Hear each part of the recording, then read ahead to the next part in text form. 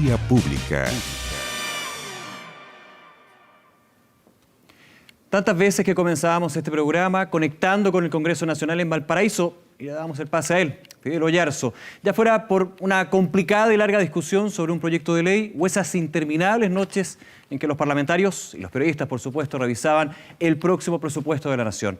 A Fidel no era necesario interrumpirlo, para nada. Sus despachos eran más bien clases de educación cívica, como a él le gustaba puntualizar al aire. Claro, además de dar la noticia, quería que ustedes en sus casas entendieran su importancia, también el contexto y por sobre todo los efectos. Una clase en vivo y en directo del gran Fidel. Esto refleja en gran parte cómo era él, un periodista que siempre quiso que la ciudadanía se hiciera parte de la información, que entendiera lo clave que era el trabajo legislativo y lo que para él siempre era noticia en desarrollo. Finalmente, ser un intermediario entre el mundo del poder y los ciudadanos, como él tantas veces dijo. Un puente. En estos años nos empapamos no solo de su vocación incansable como periodista, sino sobre todo como persona, ayudando a sus compañeros, siempre con una buena y extensa conversa en lo profesional y sobre todo en lo humano, en lo personal. Solo uno de los tantos puntos que en este día nos llama a celebrar su vida más que llorar su muerte. Seguro él lo hubiese querido así. Aquí seguimos, de todas maneras, honrando la pasión que tenía Fidel Oyarzo Salgado por el país y por ustedes. Y recordando cómo le gustaba cuando terminaba sus despachos. Siempre decía, eso es todo, adelante estudios. Homenajeando a un grande, aquí comenzamos Vía Pública. Muy buenas noches, bienvenidos.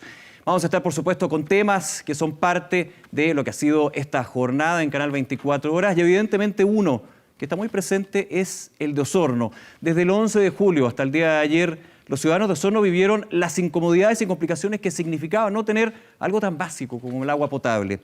Durante el proceso de búsqueda de una solución, se mostró lo compleja que era la realidad de las familias, además de lo difícil que llegó a ser lograr la reposición total de este suministro. Luego de la polémica y durante esta tarde, el presidente Piñera recalcó que la empresa se debe hacer responsable ante la situación.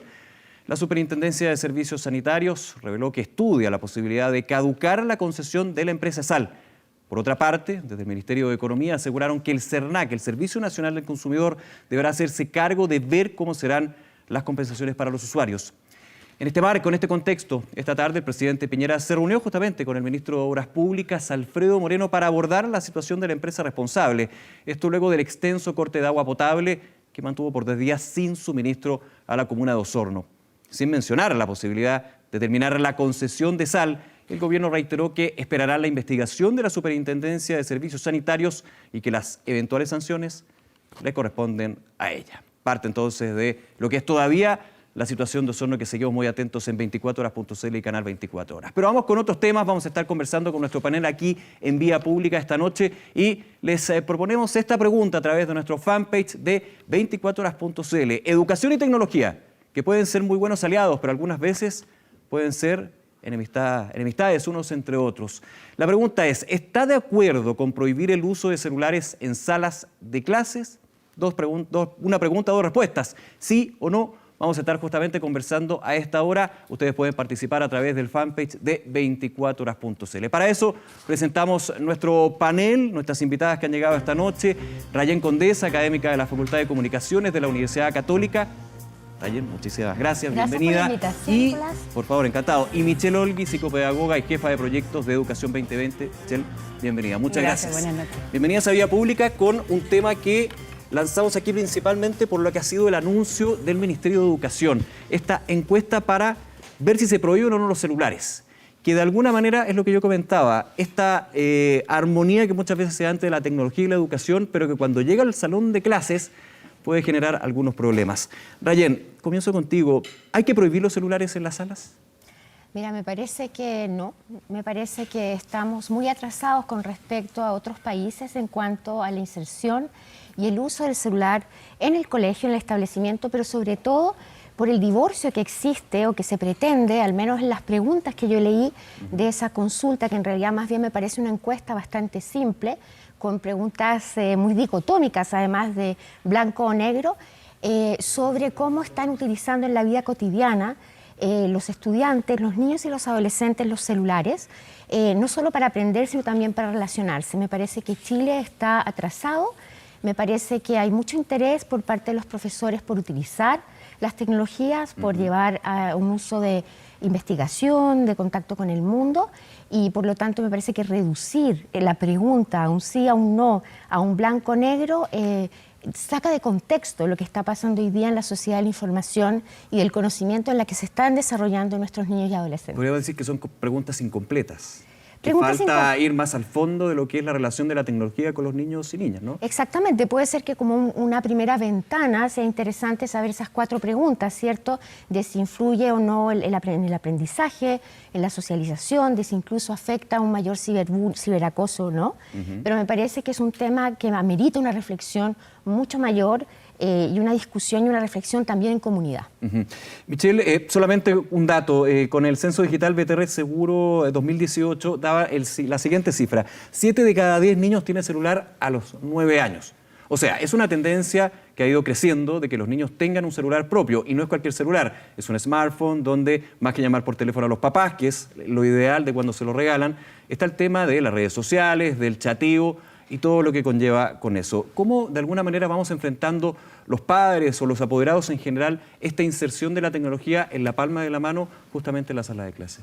Bueno, a través de la educación, como bien lo dice Rayén, estamos tan atrasados en cuanto a otros países de incorporar las tecnologías.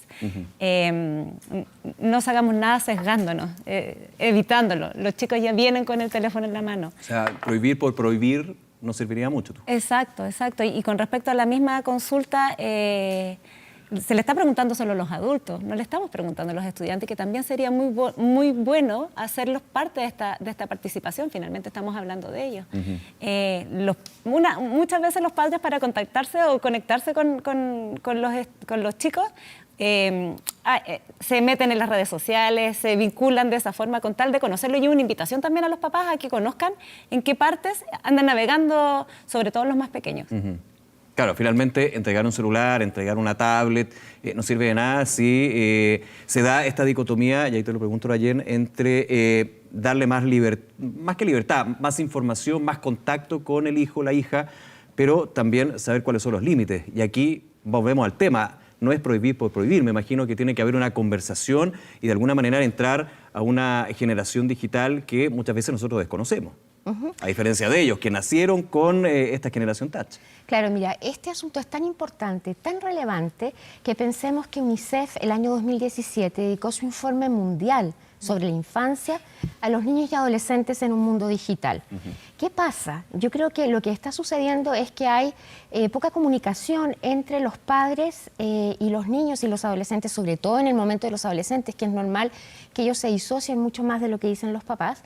Hay desconocimiento de en qué lo están usando, y a nivel general en los medios de comunicación yo creo que se dice, claro, que efectivamente somos muy conectados, hay alto acceso de muchos niños en Chile en proporción a otros niños de otros países, pero el uso que hacemos de ese celular y que hacen los niños y los adolescentes es bien básico, es bien de superficie, ¿no? Viralizar. ¿Por qué de superficie, perdón? Porque en el fondo, si nosotros pensamos que lo que hoy día necesitamos es el desarrollo de la ciudadanía digital, de competencias digitales, en que tenemos acceso a la información para procesarla, para relacionar, para articular, ¿cierto? Elementos más complejos de aprendizaje que solamente hacer un clic o que consultar Wikipedia, quiere decir que estamos haciendo sino un aprendizaje y un uso del celular de superficie. Entonces, claro, seremos campeones en conectividad, pero a lo mejor, por ejemplo, nuestros niños y adolescentes no están desarrollando aspectos tan relevantes como, por ejemplo, ser ciudadanos críticos. ¿Cómo te proteges tú contra las noticias falsas, contra ciertos desórdenes que hoy día estamos analizando en la sociedad digital, que se producen a través de las redes y que tienen que ver con cómo formamos ciudadanos que sean conscientes y que van a tomar decisiones en un futuro a partir de esta sociedad digital, y lo que ellos sean también capaces de producir en esta sociedad digital? O sea, si en Chile estamos pensando en formar, al prohibir el uso de celulares en los colegios, en una sociedad del Big Data, por ejemplo, que produzcamos riqueza, conocimiento a través de esta sociedad digital, o que simplemente seamos usuarios de contenidos desarrollados por otros o por otros países. A eso me refiero con que nos podemos quedar en la superficie de un país altamente conectado, pero con poco desarrollo de ciudadanía digital y de competencias digitales necesarias hoy. Ahora, tomo ese punto que me parece muy interesante, pero haciendo la pregunta, ¿los adultos somos ciudadanos digitales que podamos reflexionar, que podamos formar, que podamos ser críticos para un niño o una niña que nacen justamente con este tipo de tecnologías, Michelle? Mira, en nuestra experiencia en terreno nos ha pasado que en innovaciones educativas tales como red de tutoría, aprendizaje basado en proyectos, que es como lo que nosotros estamos más vinculados, nos ha pasado que los adultos han ido aprendiendo con los estudiantes, con los chicos. Sin duda a nosotros por generación nos ha costado mucho más. Pero también los docentes tienen la expertise de cómo indicarle a los estudiantes a tener procesos de indagación más profunda y avanzar a que tengamos a ciudadanos digitales y que este aparato sea finalmente una herramienta que te va a servir para la vida y que el aprendizaje se profundice mucho mejor. Sin duda, los profesores están ávidos de formarse más y ellos bien autónomamente o de forma autodidacta se van formando. Ahora, la invitación es cómo generamos más espacios de formación para que los profesores, y también se puede abrir a los padres, puedan contar con mayor información de manejo de tecnologías para acercarse de mejor forma al uso de los teléfonos y las tablets. ¿Y cómo se generan esos espacios, a tu juicio? Educación para padres. Aquí el ente informador debería ser la escuela, sin duda, la comunidad educativa. El Estado tiene que generar, o el Ministerio o distintas instituciones tienen que generar la posibilidad de que los docentes se formen y además ellos desplegarlo en el resto de la comunidad educativa y ahí caben los padres. En ese sentido... Que yo creo que ahí, por ejemplo, la famosa consulta que ha sido anunciada con bombos y platillos, además en un momento en que estaba por... resolverse el nudo, ¿cierto?, de si el paro de profesores se prolonga o no, también se puede prestar para que parte de la ciudadanía se considere que esto es improvisado, ¿no? O sea, de que está como fuera de contexto y que porque justo en este momento se pregunta sobre eso, al igual que hace un mes y medio, ¿cierto? Se lanzó también la idea del programa de educación sexual a partir de quinto básico y ni los medios de comunicación, yo soy también periodista, le hemos hecho un seguimiento a eso, entonces ahora viene este otro tema, muy relevante por cierto. Pero, por ejemplo, yo creo que la consulta debería haber apuntado mucho más a, y lo conversé con algunos docentes antes de venir, por ejemplo, ¿qué necesidades de capacitación necesitan los docentes? ¿Qué experiencias de uso de tecnologías están haciendo en el aula? Mucho más de que ayuda o no al aprendizaje. O sea, creo que los docentes son mucho más preparados, necesitan preparación, pero están interesados también en incorporar estas herramientas. Finalmente se lo encuentran todo el día, todos los días, en niños durante el recreo. Claro. Lo ideal es que el niño o la niña jueguen, pero evidentemente la prohibición que se puede generar con la posibilidad o la imposibilidad de poder comunicarse a través de medios que son parte de ellos, me imagino que termina siendo una traba que genera más problemas. Exactamente, o también podríamos desviar la atención, por ejemplo, de que la calidad de la educación en nuestro país es más o menos buena por procesos que nosotros llamamos de acusación social a las tecnologías, ¿cierto? En su minuto fue la tele, después va a ser quizás qué tecnología. Entonces realmente creo que a veces demonizar el uso o no de un aparato que es un recurso que bien utilizado, con prácticas pedagógicas bien organizadas, cuando tú planificas la enseñanza, puedes hacer del celular un instrumento maravilloso. Tú recién abrías el programa, bueno, con la muerte de Fidel, a que yo me sumo como periodista, un gran reportero, lo sentimos mucho, pero sobre todo, por ejemplo, hablabas de la crisis del agua. Sí. Bueno, hay experiencias en África, por ejemplo, en que en el Congo, cuando se utiliza la tecnología, los mismos adolescentes han reportado, o en otros países, por ejemplo, Gran Bretaña, por georreferencia, problemáticas ambientales o de salud desde las comunidades de educación y entonces desde la base que suben a políticas públicas o que suben a los medios de comunicación y que son posibles gracias a esa inteligencia colectiva y esa comunicación que también permiten las tecnologías. Entonces me parece que el repertorio de posibilidades de las tecnologías y de la comunicación en general son muchísimo más amplias que los aspectos negativos de esto.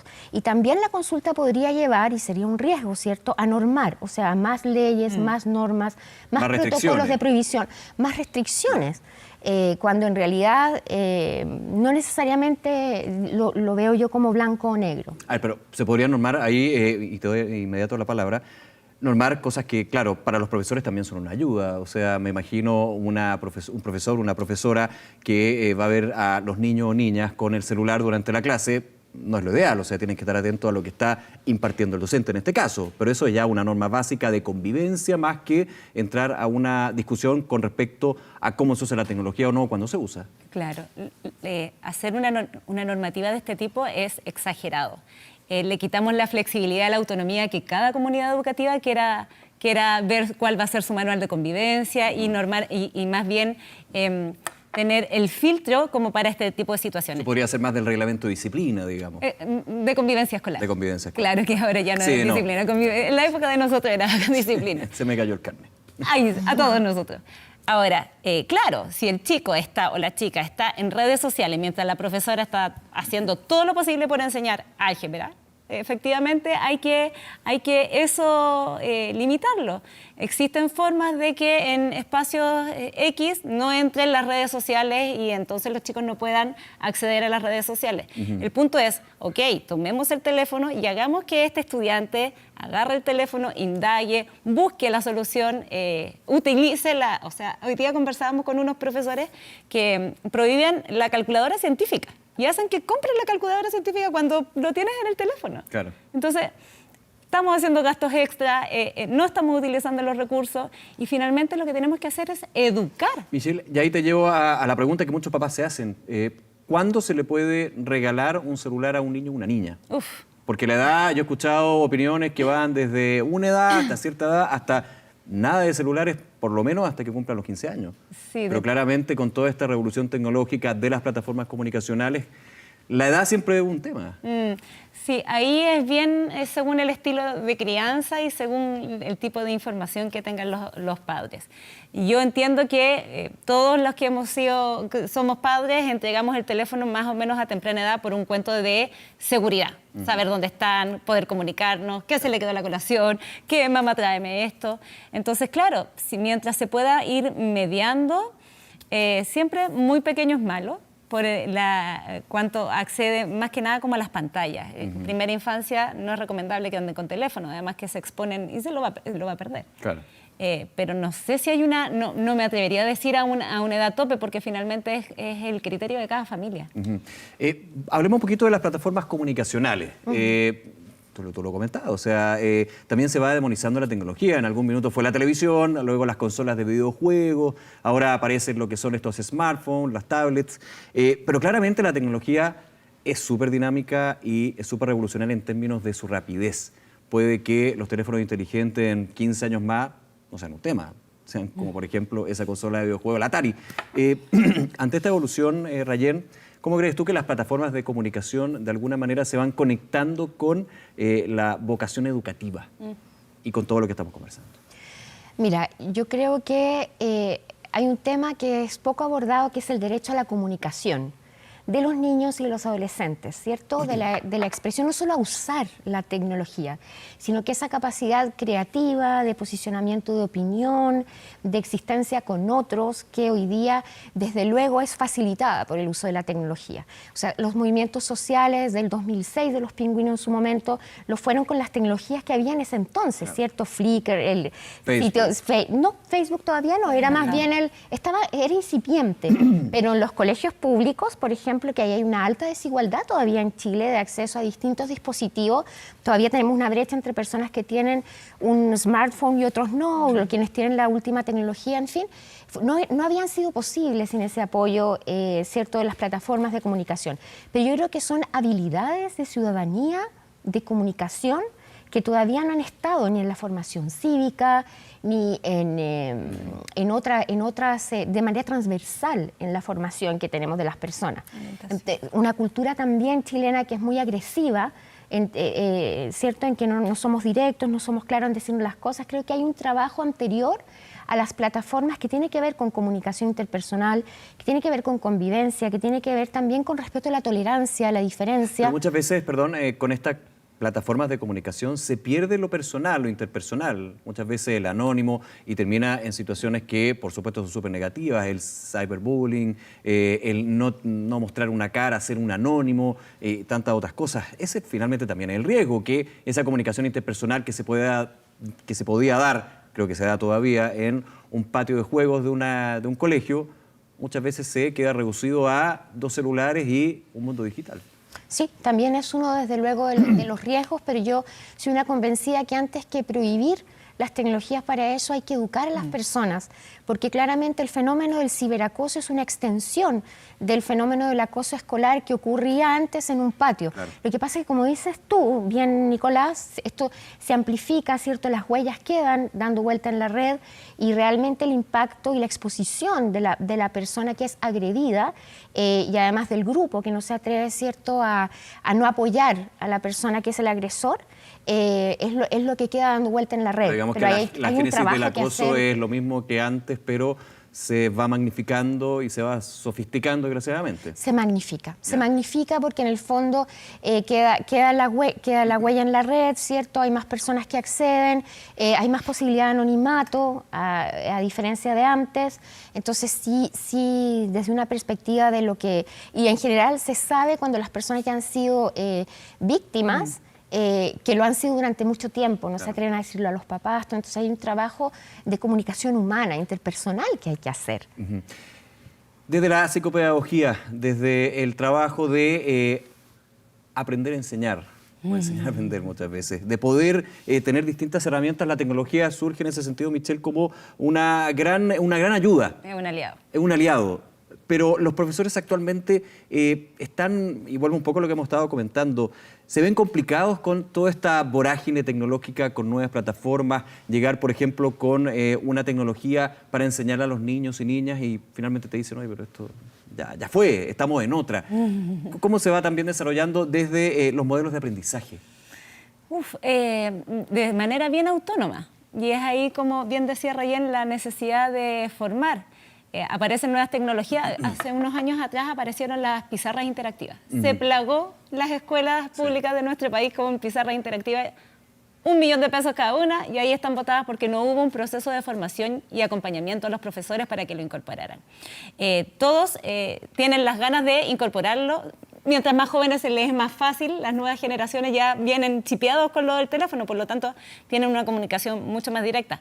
Pero cuando aprenden a utilizarlo, se dan cuenta que efectivamente pueden haber procesos de aprendizaje profundo a través del teléfono y además de generación de autonomía, autorregulación. Al principio, cuando incorporas el teléfono, es como el caos, todo así como que el descontrol por poder usar el teléfono. Pero mientras se va utilizando, mientras se va haciendo regular, mientras se va, comillas, normando la convivencia con el aparato de por medio, los mismos estudiantes comienzan a regularse y lo utilizan para poder adelantarse en los aprendizajes. Poder contar con procesos de indagación profunda con este tipo de tecnologías permite que el profesor se preocupe de lo realmente importante, que es el desarrollo de las habilidades cognitivas que están por detrás. No tiene que estar pendiente de la cobertura curricular, sino más bien de cómo voy desarrollando las habilidades que están a la base del aprendizaje. ¿Y cambia para el profesor o profesora la misma base de aprendizaje que tuvieron al formarse como docente? Por supuesto que sí. Me imagino que sí. Cambia, pero en las revisiones de los currículums de formación de pedagogía que hemos hecho, en Chile todavía hay un atraso porque no hay enseñanza en comunicación y educación y en uso de tecnología, sino que se restringe el uso de tecnología a lo que se llama la tecnología educativa, como si estuviese restringida al aula, a la sala de clases, y como si hubiera una pared, ¿cierto?, entre el aula, el patio del recreo y la vida cotidiana de los niños, cuando esto es totalmente permeado. Y que siempre ha sido el desafío traspasar las barreras de la sala de clases justamente a el resto de la vida del alumno. O sea, absolutamente. Hoy día y la tecnología lo permite. Claro, recibimos niños y adolescentes que están en plataformas de video, que están en redes y todo, y llegan a un aula que ve el celular como casi como un objeto que se debe prohibir o no, o que solamente se tiene que usar en ciertos momentos. Entonces les produce también una contradicción a estos jóvenes, y yo les encuentro toda la razón, y además tenemos distintas generaciones todavía dando clases, porque hay personas que no tuvieron esta formación, bueno, todavía, como te digo, yo creo que no la están teniendo, salvo algunos espacios más interdisciplinarios de comunicación y educación, pero por ejemplo el rol de ustedes, de los medios de comunicación, la desinformación que hay en los niños y los adolescentes que no siguen las noticias, que les falta tener o siguen ciertas noticias que son viralizadas por sus comunidades de referencia. No tienen filtros de la información. O sea, ahí hay un montón de trabajo que hacer porque ellos están interesados en lo que pasa en el mundo. Lo que pasa es que nosotros como que a veces el ambiente escolar les pone como, insisto, como un muro, como si no hubiera comunicación entre una cosa y otra. Y ahí es cuando nos llevamos después la sorpresa. Michelle, en ese sentido. Imagínate, estaba pensando mientras te escuchaba, que el famoso plan lector, muchas escuelas incorporan 15 minutos de lectura en la mañana de cualquier cosa. Ya. Imagínate fuera el plan lector de la noticia del día y que luego los estudiantes pudieran analizar eso, tener crítica, tener posibilidad de enjuiciar o no lo que está ocurriendo. Tendríamos la posibilidad de tener ciudadanos más informados y más responsables con lo que está pasando. Y el uso del teléfono, el uso de la tecnología es sin duda la herramienta que nos podría acercarnos a eso. Ahora, ahí también el llamado a las universidades. Las universidades, cuando están en la formación de los profesores, están replicando el mismo modelo del siglo XIX. Claro, adelante, los profes mirando de adelante. He lado. tenido varias entrevistas, no solamente pasa en esa carrera, pero lo que es la docencia justamente pasa eso. Son currículum que se han ido adaptando a los tiempos, pero que en realidad los conceptos básicos y la profundidad de los temas terminan siendo más bien lo que ya se ha hecho. No ha habido innovación en la educación y eso finalmente los docentes terminan replicando cómo aprendieron la pedagogía. Claro, o contradicciones, como por ejemplo, hará menos de 15 días se lanzó, ¿cierto?, la biblioteca, el Centro de Lectura Digital, la biblioteca digital, por el mismo Ministerio de Educación que hoy día está preguntando si usamos o no los celulares. Entonces hay 6.000 libros cargados a los que los niños y los adolescentes y los profes pueden entrar hoy día a descargar, si no es por el celular, no me imagino por dónde. Sí. Claro. Y también las desigualdades que hay, por ejemplo, en ciertos liceos, en ciertos colegios, que no van a tener la velocidad de procesamiento de información que otros o que no están provistos de acceso a las tecnologías. Entonces también esto está acompañado de nuevas brechas de las que tenemos que hacernos cargo. La desigualdad puede hacerse bastante más patente y más preocupante justamente por la infraestructura digital que un colegio tiene versus el otro. Y no solo de acceso a infraestructura, también de las competencias digitales, porque podemos tener en un mismo país, en un mismo momento, personas que acceden a un mismo aparato celular, pero algunos que están programando, otros que están generando discusiones, generando un medio de comunicación alternativo a personas que solamente están consumiendo contenido, lo que a priori no es malo, pero me refiero a que hay también otras necesidades de alfabetización que hoy día son digitales para que no se reproduzcan desigualdades más profundas. En ese punto, siempre se ha hablado de que somos más bien analfabetas digitales, con todo lo que conlleva, y no solamente desde poder usar los dispositivos, sino poder usar bien los dispositivos. Ese también es un desafío que está presente, ¿no? Pues sí. Bueno, aquí Rayen es mucho más experta que yo, pero si nosotros revisamos a nuestros jóvenes, saben manejarse muy bien en redes sociales, pero cuando tienen que buscar una buena fuente, no tienen idea cómo hacerlo. Claro. Y eso se educa. Ellos no van a aprender, así como nosotros hemos aprendido a utilizar el teléfono, ellos necesitan aprender y nosotros necesitamos orientarlos a cómo esta herramienta nos sirve para acceder a mejor información, poder tener una opinión, pero eso tiene que ver con esfuerzo, con trabajar con estas competencias. Y la única forma tiene que ser a través de la escuela. Y ahora, con la carga que actualmente tienen las escuelas, y hablamos de lo que es la educación pública, con lo que ha sido parte también de la discusión desde el Colegio de Profesores, problemas de infraestructura, problemas del currículum, discusión también sobre lo que va o no va, obligatorio o no.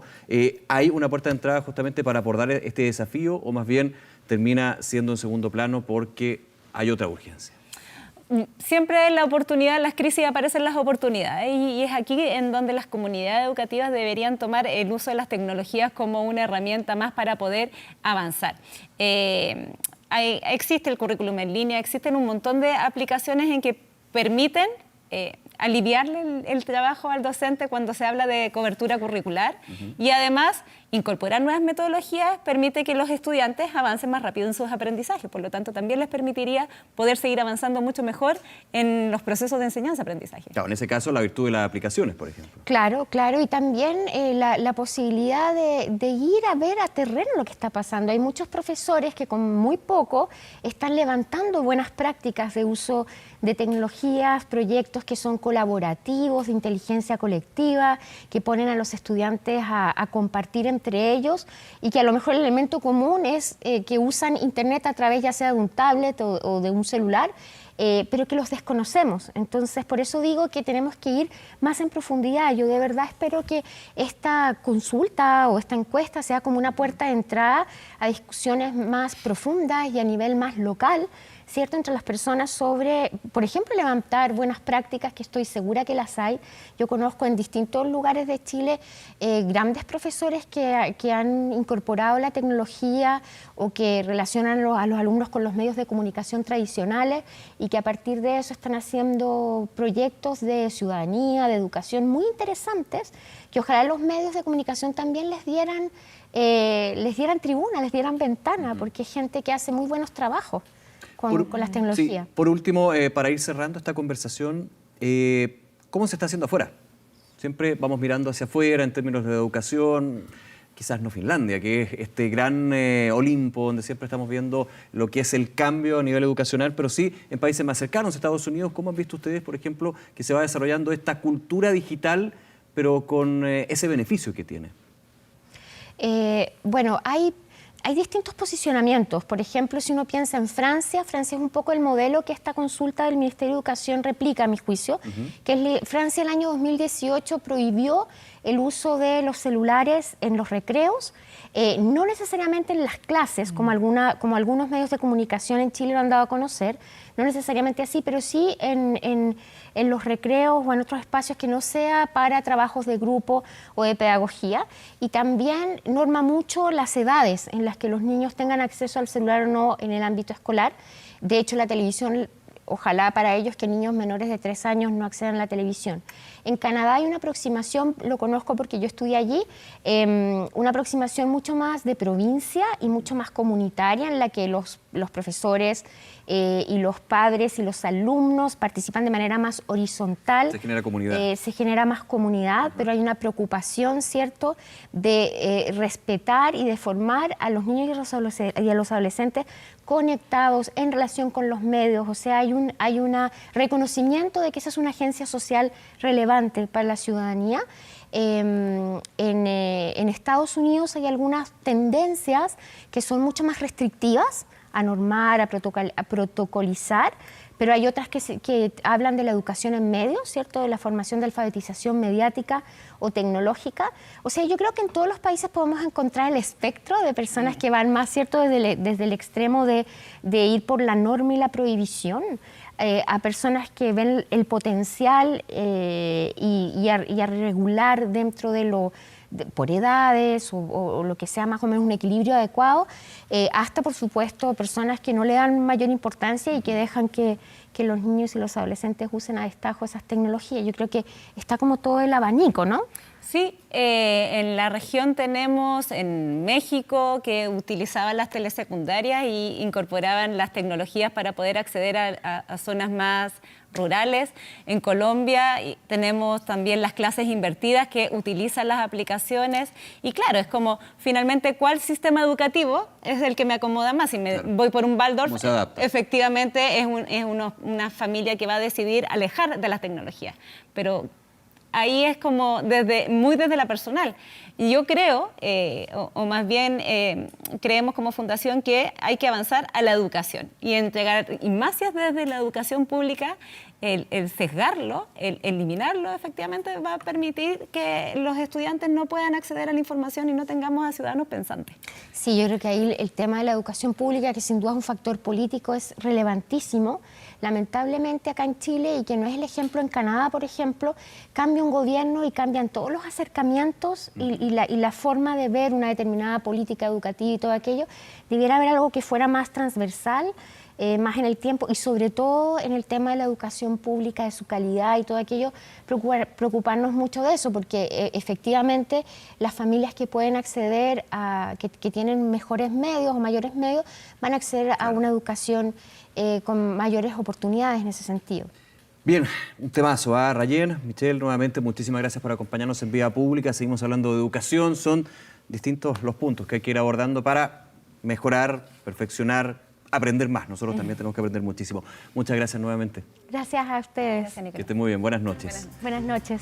Y les recordamos la pregunta del fanpage de 24horas.cl, justamente con el tema que estábamos conversando. ¿Estás de acuerdo con prohibir el uso de celulares En salas de clases, vamos con los resultados preliminares, un 84% dice que sí, hay que prohibir los celulares en las clases y un 16% dice que no. Pueden seguir participando en la encuesta, en la pregunta que planteamos aquí en Vía Pública a través del fanpage de 24horas.cl.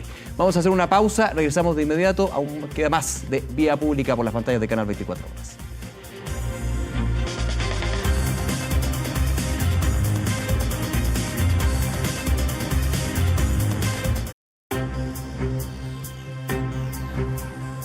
Bien, seguimos en Vía Pública, presentamos a nuestro próximo invitado, Héctor Sánchez, director del Instituto de Salud Pública de la Universidad Andrés Bello. Héctor, un placer tenerte aquí en Vía Pública. Muy buenas Bienvenido. noches. Y vamos a hablar de la reforma al sistema de salud. ¿Por qué? Porque ustedes tienen una encuesta bien interesante dentro de la encuesta nacional de salud que siempre hace la Universidad Andrés Bello, pero adelantan el capítulo de lo que se trata la percepción de la ciudadanía con respecto a reformar FONASA, reformar ISAPRES. Y de hecho, tú me corriges si tengo mal el dato, el 68% de los chilenos quiere que FONASA y las ISAPRES mejoren en este gobierno, no esperan una reforma integral. Se hace una división acá, ¿no? Eso es lo que uno podría entender. Absolutamente. Mira, yo creo que la opinión pública en general tiene una muy buena percepción de lo que en definitiva le está pasando. Y lo que quieren ahora es menos discusión ideológica y más resolución a los problemas que están viviendo, tanto en el FONASA como en la ISAPRE. ¿Por qué hago esta precisión?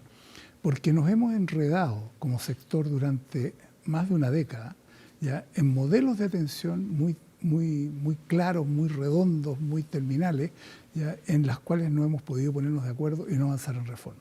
Entonces la gente lo que nos está diciendo es, saben, corríjanme los problemas ahora, tanto en FONASA como en la ISAPRE, y una amplia mayoría. Segundo, cosa que la gente está señalando y está reconociendo, es no queremos que ni desaparezca el FONASA ni desaparezca la ISAPRE. Ya. Una amplia mayoría. ¿Ya? Y una amplia mayoría de la gente de FONASA dice, no queremos que desaparezca la ISAPRE. Y también una amplia mayoría de la gente de las ISAPRE no quieren que desaparezca FONASA. ¿Y qué quieren? Porque se ha hablado, por ejemplo, de esa gran ambición de generar un sistema universal. Sí. Esta fusión entre ISAPRES y FONASA. No, es que un sistema universal puede tener varias acepciones. Una acepción es la integración, pero la segunda es que funcionen coordinadamente. En otras palabras, que en definitiva en ambos exista, por ejemplo, un plan de salud universal. Es un tema. Hoy día el plan de salud universal está instalado para ser aprobado en la ISAPRE. La pregunta es, ¿por qué no en el FONASA? ¿Y por qué no? ¿Ya? Yo creo que en definitiva, porque la autoridad política todavía no se atreve. ¿Ya? Pero en definitiva están dadas las condiciones. ¿Qué significaría a nivel político y a nivel técnico finalmente y práctico este plan universal? A nivel financiero. Financiero, que es clave. A nivel financiero el temor que hay. Ya. Pero en definitiva no se trata de que hoy día le digan a la gente, mire, a partir de mañana usted va a tener el mismo plan de salud que de ISAPRE. Pero sí se puede dar una transición de 4 o 5 años. Hoy día el nivel de gasto de FONASA versus las ISAPRE es un nivel de gasto que está cada día aproximándose más. Fíjate que en los últimos 13 años, que también hemos medido el gasto en salud y hemos medido la productividad en salud, el gasto en salud en el sector público ha crecido en un 9,8% al año, ¿ya? Promedio anual, 9,8% al año. Al año. Y en el caso de la ISAPRE, un 6 punto y algo. Por lo tanto, se están acercando los gastos. Entonces, están dadas las condiciones. Segundo, ¿qué es lo que quiere la gente? Tener la libertad de moverse. Y tener la libertad de moverse de tal manera que gente... De un sistema a otro. De un sistema a otro.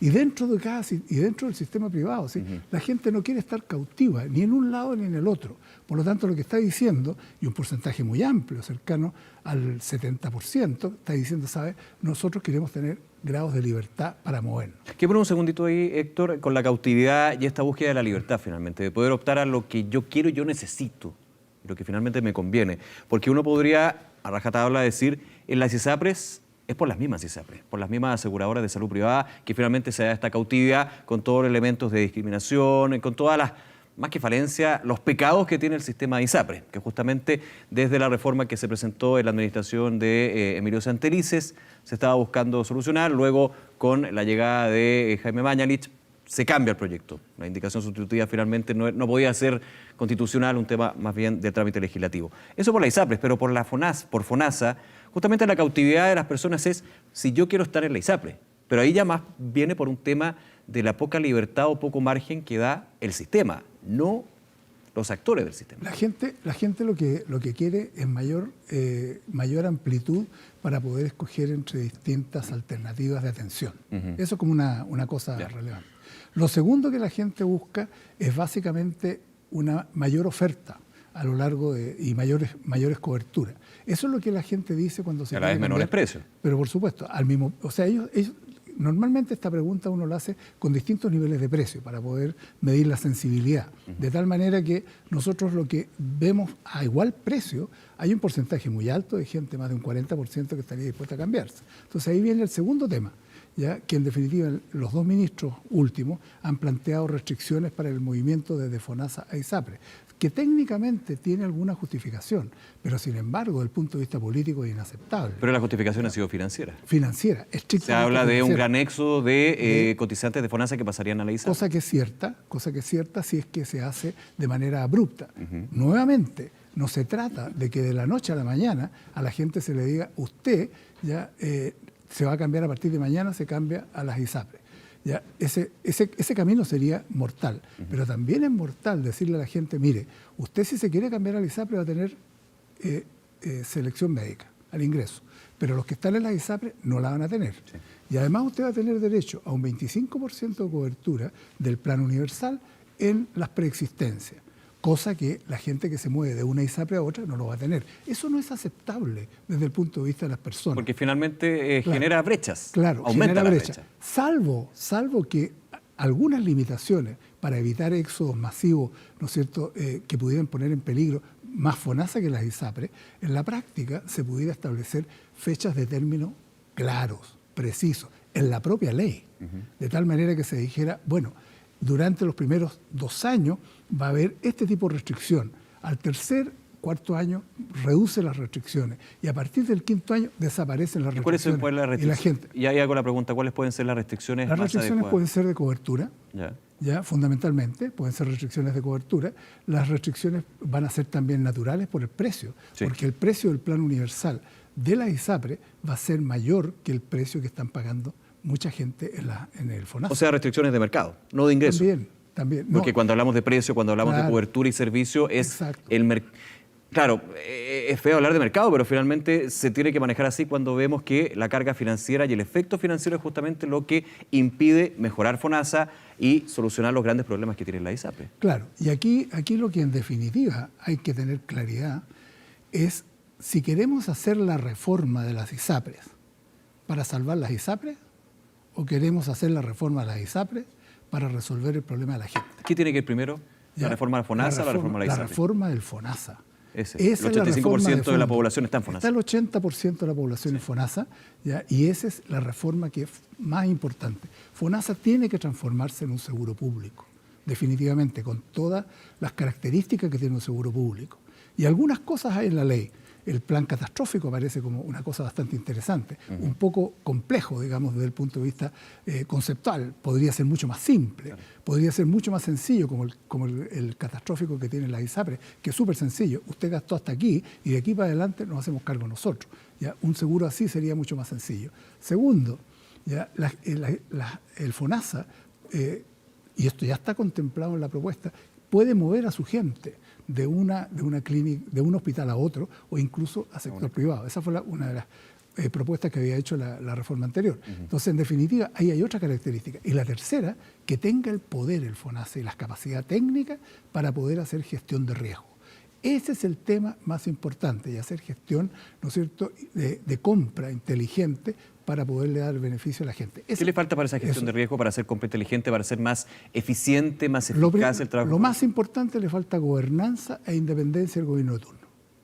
Que sea una política de Estado y no una política de gobierno. Que sea una política de Estado y una política de gobierno. Y gobernanza, que tenga una gobernanza firme, sólida, porque va a tener que negociar el FONASA, seguro público, con el sistema público de salud y va a tener que negociar con los privados. Y para eso se necesitan muchas espaldas. Autonomía. Y autonomía. Siempre cuando hablamos de autonomía en las instituciones, uno siempre levanta lo que puede ser un consejo colegiado en el Banco Central, por ejemplo. Claro, absolutamente. Siempre el gran ejemplo. Tiene que ser una cosa como esa. Tiene que ser un consejo que tiene que ser técnicamente muy sólido, pero también políticamente fuerte. O sea, que en definitiva pueda dar respuesta a las presiones que en definitiva se va a ver sometido el FONASA. Y lo otro que también tiene que ser un elemento que no lo veo en la reforma que se está discutiendo, que en definitiva la regulación ya de la Superintendencia de Salud ya también tiene que sufrir algunos ajustes. ¿Cómo está hoy la Superintendencia de Salud? La Superintendencia hoy día depende básicamente del Ministerio de Salud. Ha tenido más bajos que altos en los últimos años, ha tenido problemas serios, ¿ya? Y que en definitiva se han generado una serie de circunstancias que han sido bastante malas para el sector y que eventualmente algunas de ellas podrían haberse evitado. La superintendencia quedó más como, quizá un poco burdo la analogía, pero más como un buzón de reclamo para tomar lo que son las denuncias y muchas veces llevarlas a cabo, es verdad. Yo creo... Pero no entrará a la profundidad del sistema. Mirándola con una perspectiva de muchos años, digamos, yo creo que la superintendencia ha ido perdiendo prestancia ¿ya? Y ha ido perdiendo peso. Esa es la prestancia y el peso que tiene que ganar. Pero ¿sabes cuál es la razón más importante? Que depende del gobierno de turno el superintendente. Y el superintendente tiene que hacer aquello que en definitiva el ministro de Salud le pide que haga. Claro, nombrado por el presidente de la República. Cierto, pero al final es el ministro de Salud. No es la única superintendencia. Claro, pero en este caso en particular, que es tremendamente importante, porque además es arbitrador en conflicto, requiere tener mucha autonomía. Y lo segundo, que también requiere tener un modelo de nombramiento mucho más independiente, que trascienda al gobierno. O sea, el superintendente debiera tener, ¿no es cierto?, una ratificación, por ejemplo, por el Senado. O sea, que no dependiera solo del gobierno. Héctor, vuelvo un poquito hacia atrás. Dada la importancia que tiene FONASA, más del 80% de la población está en FONASA, ¿por qué cree usted que la discusión pública, política, mediática, si quiere decirlo, generalmente cuando hablamos de reforma al sistema de salud se centra en las ISAPRES? Porque ahí está gran parte de la población que opina, que tiene poder político. Parte de la élite. Parte de la élite. Yo creo que esa es la razón más de fondo. Y es la gente que tiene más posibilidad de reclamar y es la gente que tiene más posibilidad de hacer expresión de disconformidad respecto a lo que está viviendo.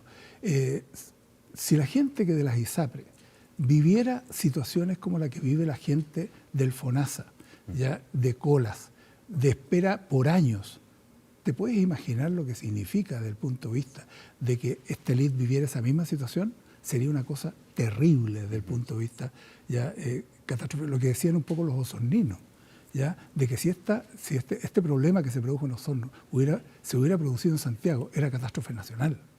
Y tienen razón. Si lo que vive la gente de FONASA lo viviera la gente de la ISAPRE, sería una catástrofe nacional. El ministro de Salud, Jaime Mañalich, de hecho en una entrevista a La Tercera, si no me equivoco, se le preguntaba justamente sobre la reforma de salud integral del gobierno y también los cambios que ha hecho en la iniciativa, y él dijo que hay que ser, voy a parafrasear, pero que de alguna manera hay que ser realista, y le daba más énfasis a la reforma FONASA que la reforma de las ISAPRES, dando de alguna manera cuenta de que hay más traspiés, más obstáculos en el sistema de salud privado que el público. Me parece bien esa mirada y que se pueda cumplir, porque claro, uno dice, está bien que todas las cartas se pongan en FONASA, pero esto ya se ha escuchado tantas veces. Yo creo que aquí hay que avanzar en paralelo las dos reformas. Aquí hay que avanzar en reformar el FONASA, no cabe duda. ¿Ya? Yo creo que el seguro catastrófico, la idea del seguro catastrófico es una buena idea, se puede perfeccionar, se puede mejorar muchísimo. ¿Ya? En segundo lugar, hay que meterle una indicación que incorpore gobernanza en el FONASA, hay que darle autonomía al FONASA. Eso es posible hacer y yo creo que hay mayorías políticas para eso. Y en segundo lugar, respecto de las ISAPRES, hay a lo menos 3 o 4 cosas que en definitiva hay un consenso bastante transversal. Uno, que no haya discriminación por edad y por sexo. 2, que no haya selección al ingreso, que haya libre movilidad, que haya un plan universal. Son elementos centrales, donde la gente ya está de acuerdo. ¿Ya? Y en definitiva, y todos los sectores, cuando hacemos nosotros discusiones técnicas con distintos grupos políticos, ya en general, ¿Y de la ISAPRE? hay acuerdo. También las ISAPRE están de acuerdo en muchas de estas cosas, por una razón muy simple, porque las ISAPRE se dan cuenta de que si no se reforman profundamente, van a terminar desapareciendo. ¿Ya? Porque hoy día yo creo que están en un camino, ¿ya?, donde el modelo de negocio está agotado, ¿ya?, y el modelo de compra que están utilizando y el modelo de atención están profundamente equivocados y están fuera de los tiempos. Héctor Sánchez, director del Instituto de Salud Pública de la Universidad Andrés Bello, como siempre, muchísimas gracias por acompañarnos. Gracias a ustedes. Muy bien, buenas noches. Bien, hacemos una pausa, regresamos de inmediato, aún hay más de Vía Pública.